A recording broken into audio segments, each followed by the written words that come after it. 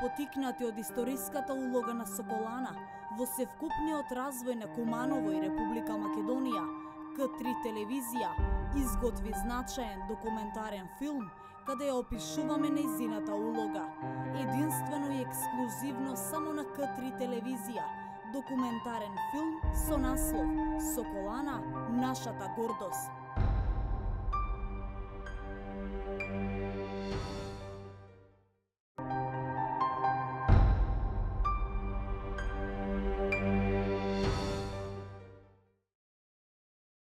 Некои јогурти имаат рок на траење од 10, некои од 15 дена, а некои можете и да ги заборавите во фрижидер.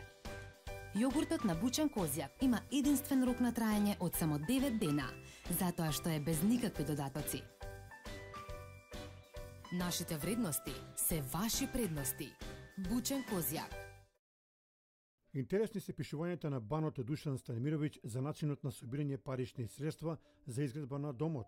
Далечната 1922 година Друштвото од Куманово испратило писмо за помош до Министерството за образование, надлежно за соколството и спортот, со молба за парична помош.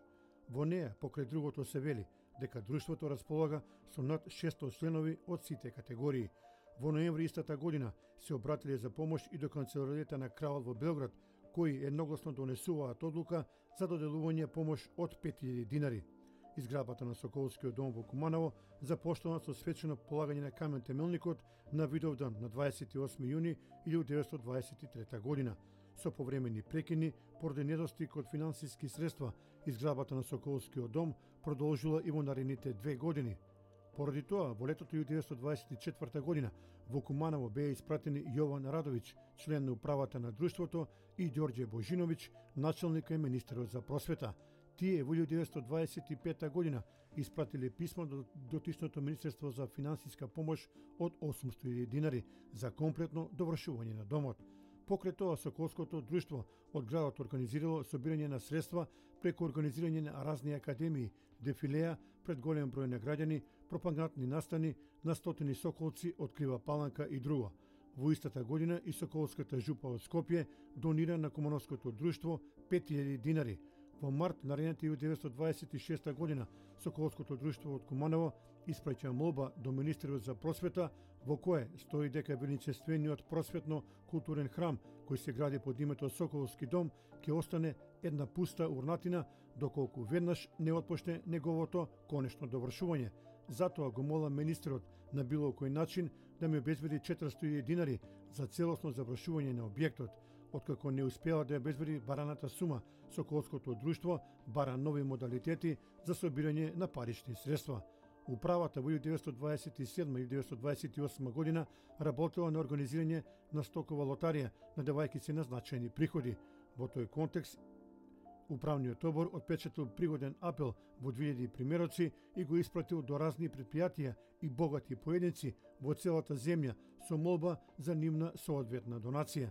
Во неја пишува: со нашите собствени сили, прилозите на родолјуби и државната помош, до денес се потрошени преку 1.000.000 динари, но тоа не беше доволно да се заврши објектот.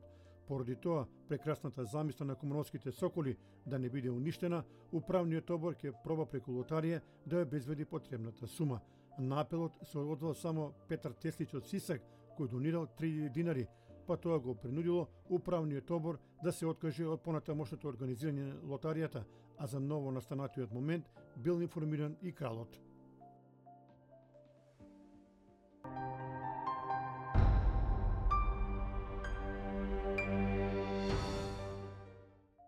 Појавата и развојот на физичката култура преку Соколската организација во Куманово датира повеќе од 100 години, кога за прв пат се случила организирана теловежба.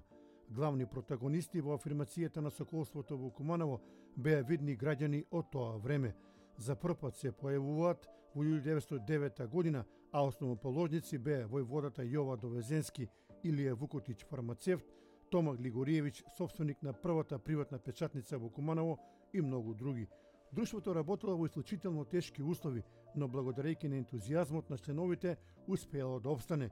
Засилената активност се случувала во 1919 година минатиот век, кога добро осмислената програма на челните луѓе придонесе организацијата да почне да ги собира плодовите од својата работа. За кратко време се зашленија голем број на нови активисти кои започнаа да работат во импровизирани услови. Како резултат на големиот интерес кај кумановската младина за зашленување во Соколската организација, се појави надеж кај граѓанството за изградба на спортски објект кој ќе придонесе за поголема културно-спортска активност во Куманово. Соколското друштво од Куманово е едно од првите од времето на кралството Југославија, а со својата работа се истакнувале и друштвата во Битола, Охрид, Скопје, Тетово и други. Управите на Соколското друштво работеле за способување на својот стручен кадар по пат на друштвени водички курсеви и испраќање на најдобрите вежбачи на такви курсеви од висок ранг. Соколското друштво во Куманово за време на своите активности имало солидна бројка на членови, која според податоците на почетокот на 1930 година изнесувала преку 200. Во нив имало машки деца, женски деца, наследници, наследнички, членови, членки и постари браќа, од кои биле застапени ученици, занечи, трговци и работници. Според евоцирањето на Чичко Трајко по возрастните категории ги учил Гоце Здравковски, додека со наследниците и наследничките работеле Драги Глигориевич, односно Евица Лингурка. Карактеристично е дека сите членови на друштвото, како и најмладите, така и најстарите, плаќале членарина, која за тогашните прилики било доста символична. Самите членови за разни патувања и набавка на соколските униформи, за облика за вежбање и друго, плаќале дел од трошковите. Најпосле желбата да се стане атлетски правилно развиена и здрава личност, како природна потреба на човекот, е една од факторите што влијало за зачленување. Сите горонаведени работи на посреден или непосреден начин влијале Соколската организација во Куманово да се етаблира како главен носител на физичката култура од тоа далечно време. Основната работа на Соколското друштво била телесното воспитување, теловежбата. Истата се изведувала во духот на гимнастичкиот систем на Мирослав Тирш, познат како Соколски.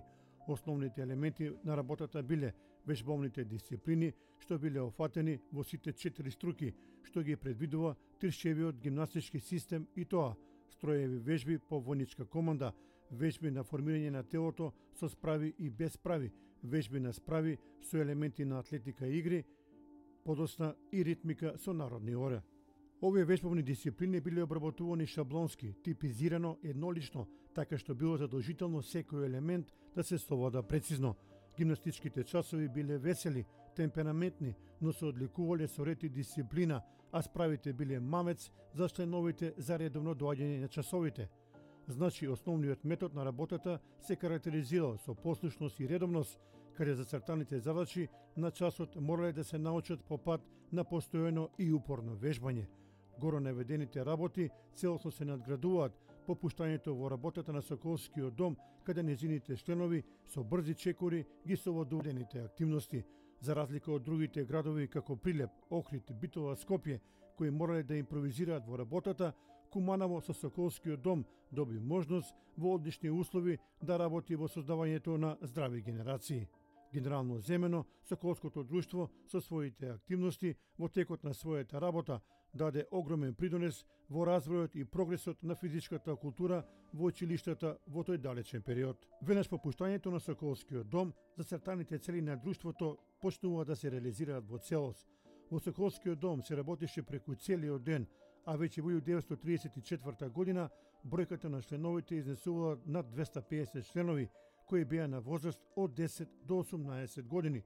Работеа под будно око на големите педагози Гоце Здравковски, Киро Петковски Кајна, Драги Глигориевич, Петра Трајковски, а се споменуваат имињата на Гуте и Иле Джартови, Живко Чала, Методија Антевски, Трајче Белич, Киро Војновски Шпарта, Звонко Шуман, Димче Арсовски, Трајко и Момеаджи Трајкови, Драги Фризер, Елица Лингурка и многу други активисти од тоа време.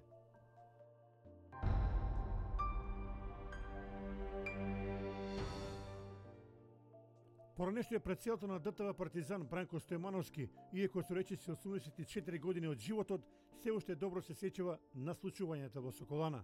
Точно е дека Партизан игра улога за развивање на човечкиот организам, поготово ако се почне од помлади години, кога се децата и машките и женските во пубертетски развој, во раснење.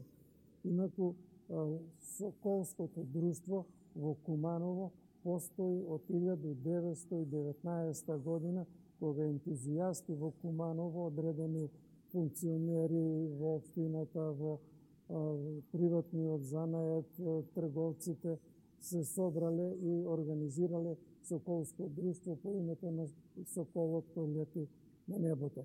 И тие сакале да формираат друштво големо со простории, меѓутоа немале услови и председателот на општината тогашен им го доделува платот каде што е сега Соколана. И овие од присобраните пари почнале да го градат овој Соколскиот дом, Соколана, и во 1923 година на Видовдан они поставуваат камен темелник на самата зграда. Меѓутоа пари немало, се собирале колку можеле, кој колку имал да даде и по иницијатива на Коруновиќ, инженерот од Белград, се направува проект кој направил такви објекти во цела Југославија, во Србија, во Босна и доваѓа во Македонија. Проектот го дава и започнува со работа 1928 година. 28, 29 и 30 Соколскиот дом Соколана се завршува со градба и реновирање се што требало да се направи. Па во септември 1931 година големо славје, музика, веселје се собира, свечано се отвара Соколанскиот дом или Соколана.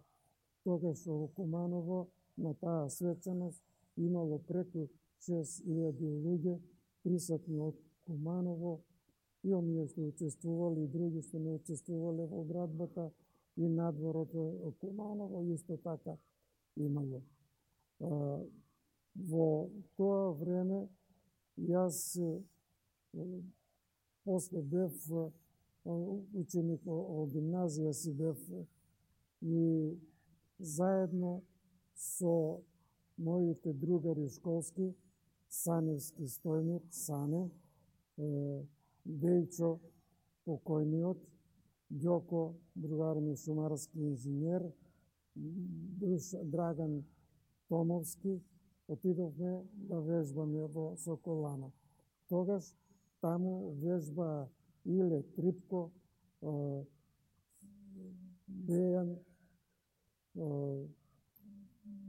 Дејчо,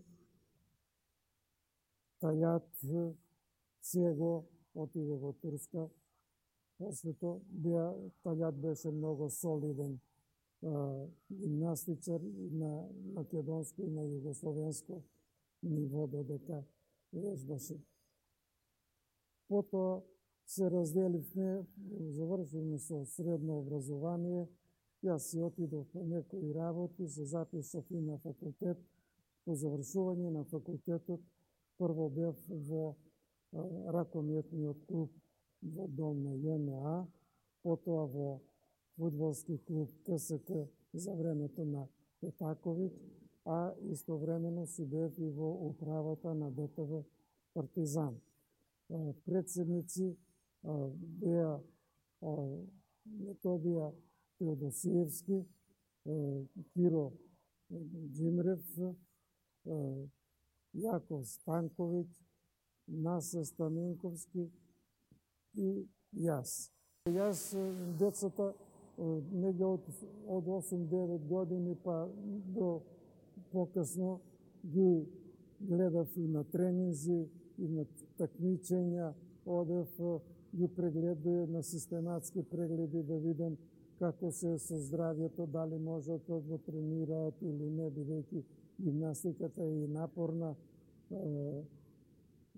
вежба, да не се деси некој проблем со здравјето на децата.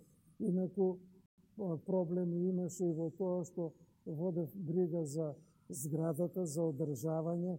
Божо после Чикакоста он работеше, тука живееше во двете простории чистење, одржавање, имаше нешто проблем, ќе дојдеше кај мене, вика, скршење прозор, купателото не работи, вецето не работи, треба да тражи мајстори да се направи.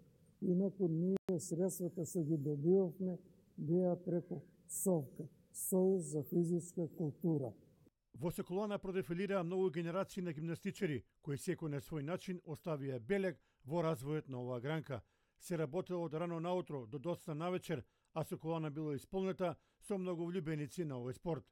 Нивните успеси останаа запишани во архивите, а ние поразговаравме со неколку од нив.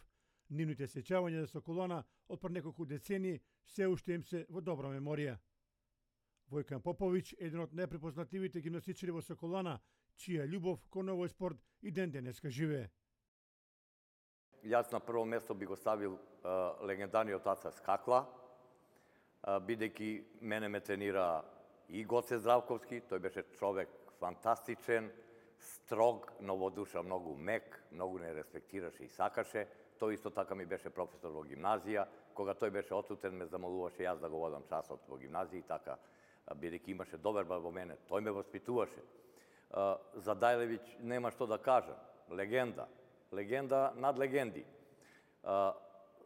Симоновски професор, тренер на женски ракомет, Славко Симоновиќ. Тоа е човек како ретко се раѓа. Мислам дека во догледно време нема да имаме таков ентузијаста кој ќе се бави со ракомет во Куманово, бидејќи јас и сега не сум задоволен од активности кои се одбиваат, но ништо не можам да сторам. Да предам сега на Аце Скакла. Ацо Скакла беше човек, исто за мене број еден од тренери, бидејќи гимнастичар. Тој е човек кој му даде се на Куманово за активности во гимнастика. Тој најповеќе ги тренираше сите наши врхунски гимнастичари од Куманово. Тука би го на прво место ставил Владимир Наковски, кој сега живее во Скопје, иначе беше професор по физкултура во физкултурна школа во Скопје. Сега е пензионер, така да како него ние немавме во тоа време гимнастичар. Тој беше апсолутен првак на Македонија. Скопјаните дури полудеа од мака кога тој ќе се појави, бидејќи никој не можеше да го победи. 90% од сите деца меѓу кои сум и јас, тие ги воспитуваа како родители, како да ни се родители. Па они ни беа повеќе од родители. Повеќе време поминувавме со нив. Замислите, еден тренинг званично трае 1 сат, но ние по 4-5 сата останувавме. Ние моравме да се спремиме за секој натпревар кој ни доаѓа најповеќе што можеме, бидејќи го представуваме Куманово. Куманово е наша гордост. Втор дом, па можам да кажам и прв дом. Само кога ќе се сетам, малку сум сентиментален, ја мојот живот до своите 35-6 години го проведов таму. Од таму добив насоки за во мојот живот. Пред малку реков, 90% од сите гимнастичари завршија факултети. Јас не бев меѓу нив, немав услови, запишав прва година правен факултет, но не можев да продолжам, поради финансиски разлози. Иначе во Соколана се одбиваа сите можни активности на културен и на спортски план во Куманово. Соколана е здание на еден белградски архитекта, но кровната конструкција е здание на мојот дедо, Владимир Антонов Рус, а и ова здание каде сега зборуваме, занатски дом, е цело здание на мојот дедо, Владимир Антонов Рус, архитекта, инженер. Прв, предратен и последратен во Куманово. Така да и тоа ме врзува за овие објекти во Куманово. Ка мене професор Оцко, Бог да го прости, ми кажуваше, тој бил мал, но памети, како кровната конструкција се правела. Вика, од еден джеп внатрешен ќе извади плјоска, нели оно шишенце, ќе пие ракија и ќе командува како, каде, која греда да се стави. Гимнастиката беше еден од водечки спортови, што се вика во Куманово. Доста интерес имаше и кај млади деца. Имаше на 3 места се мислим вежба Партизан 1, Партизан 2 и Партизан 3. Салите беа полни. Едната сала се знае во Соколана, другата сала беше во гимназија Гоце Делчев и третата се работеше малце во 11 октомври. Тренер во Партизан во Соколана беше Ацо Наумовски, Александар Наумовски, професор по спорт и спортски активности во земјоделско училиште, а во гимназија Аврамовски, професор по физичка. Во Соколана скоро, да не кажам секој ден, бевне на тренинзи, од после часови, мислим, во училиште, по сат и пол, два тренинзи, а после тоа имаше и дружење меѓу самите вежбачи во канцеларија со малце музика и забава. Соколана беше скоро по цел ден полна со спортисти, имаше и ракомет, и кошарка, а во вечерните часови ние гимнастика имаше од 7-8 до 9 сат скоро. Салата беше исполнета од утринските часови па до навечер, касно. Од моја генерација Клековски, Јовица, Мицево инженер во шални цеви, Соколана и сите спортски активности што се одвива во Соколана се многу позитивни за младина, пошто имаше и, што се вика, физички напор, вежбање, имаше и добро дружење, добро се градеа карактери на личности, без употреба на алкохол, на овие субстанци други што ги користат сега. Значи, потполно здрав живот, што тешко може сега да се постигне тоа. Гимнастиката би требало да се врати, ама за гимнастика треба и услови. Не само за тренери може да имат, али сега во последно време и од поодамна нема гимнастика. Кога би се отворила, треба и малце да се створат услови за работа, пошто гимнастиката многу напредува и ако сакаме да направиме успех, значи треба добри услови да има за работа. Точно, јас прв пат кога започнав со гимнастика, започнав со Ласте Георгиевски, со мојата понатамошна работа, напредував и дојдов во првата екипа. Значи, во тоа време имаше доста тренери, од кои едните работеа со подмладокот, а другите работеа со врвните гимнастичари. Душко Тодоровски работеше со врвните гимнастичари, значи селекцијата што одеше од кај Ласте Георгиевски, подобрите, оние што заслужуваа, одеа во прва екипа на град Куманово. Имаме доста големо разгибавање, сите бевме разгибани. Понатаму силата ни беше извонредна, работеше на сила и техниката што ни ја даваше изузетно добро ни објаснуваше за да можеме да ја сватиме техниката, а и добар беше во асистирањето, така да помагаше во нашата работа. Значи сите не можеме да бидеме најдобри, како екипа бевме најдобри, а во тоа време значи немаше екипа во Македонија што можеше да се надпреварува со нас и да победува. Нашата екипа се состоеше од 6 члена, од кои првите до првото до 7-то место сите беа во куп. Можеби ќе се протнеше некој од Скопје, Прилеп, Битола во тие 7 души, меѓутоа стандардно зимавме прво место. Инаку, меѓу подобрите, не меѓу подобрите, меѓу најдобрите во Македонија беа Новица Трендафиловски и Трајче Стојановски. Тие дури беа и во репрезентација на Југославија во тоа време. А што да се каже за легендарниот Владимир Наковски, некогаш изворен гимнастичар со многу врвни резултати, а според многумина еден од најдобрите во оваа гранка во историјата на Куманово и пошироко.